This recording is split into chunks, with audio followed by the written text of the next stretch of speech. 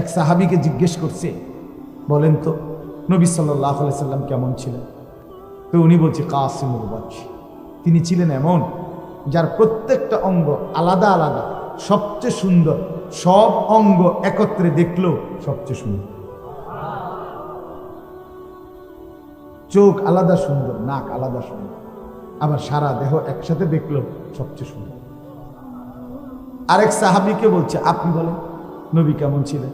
তিনি বলেন ওয়াসিমুল ওয়াজহ, তিনি ছিলেন এমন যাকে একবার দেখলে আবার দেখতে মন চায়, দ্বিতীয়বার দেখলে প্রথমবারের চাইতে আরো সুন্দর মনে হয়, যত তারে দেখি নতুন নতুন সুন্দর মনে হয়।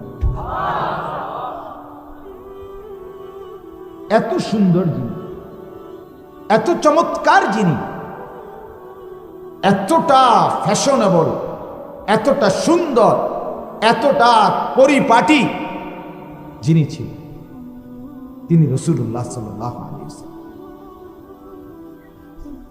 চমৎকার ছিলেন, নিজের চুল, নিজের দাড়ি, নিজের বুকের পশম, নিজের সারা শরীর সবকিছু পরিপাটি রাখতেন।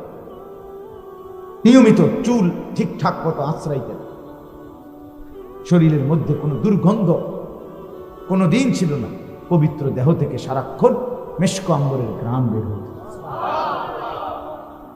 জমিন অপেক্ষায় থাকতো নবী সাল্লাল্লাহু আলাইহি সাল্লামের পেশাব পায়খানার জন্য, ফাঁক করে জমিন নিয়ে নিত।